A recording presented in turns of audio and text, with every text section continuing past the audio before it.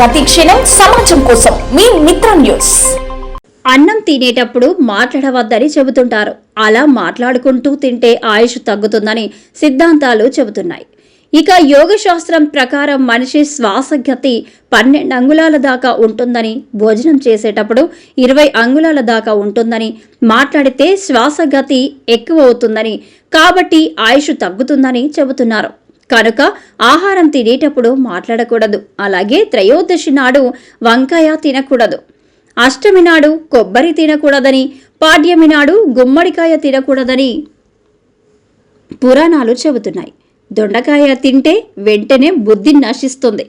రాత్రి అన్నం తినేటప్పుడు దీపం మారిపోతే విస్తారాకు గాని పాత్రను గాని చేతులతో పట్టుకొని సూర్యుణ్ణి స్మరించాలని, దీపాన్ని చూసి మిగిలినది తినాలని, అప్పుడు మరోసారి వడ్డించుకోవద్దని పెద్దలంటారు.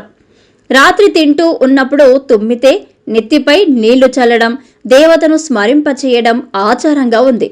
రాత్రి పెరుగు వాడకూడదు. ఒకవేళ వాడితే నెయ్యి, పంచదార కలిపి వాడవచ్చు. ఇలా చేస్తే వాతాన్ని పోగొడుతుంది. రాత్రిళ్ళు కాచిన పెరుగును, మజ్జిగ పులుసు మొదలైనవి వాడకూడదు. ఆవు నెయ్యి కంటికి మంచిది. ఆవు మజ్జిగ చాలా తేలికైనది. అందులో సైంధవ లవణం కలిపితే వాతాన్ని పోగొడుతుంది. పంచదార కలిపితే పిత్తాన్ని పోగొడుతుందని, శొంఠి కలిపితే కఫాన్ని పోగొడుతుందని ఆరోగ్య నిపుణులు అంటున్నారు. నలుగురు కూర్చొని తింటూ ఉన్నప్పుడు మధ్యలో లేవకూడదు. తేగలు, బుర్రగుంజు, జున్ను, తాటిపండు మొదలైనవి వేదవేత్తలు తినరు. మునగ పుంస్త్వానికి మంచిదంటారు. ఆకలితో బాధపడేవారు కోడి, కుక్క మొదలైనవి చూస్తూ ఉండగా తినకూడదన్నారు.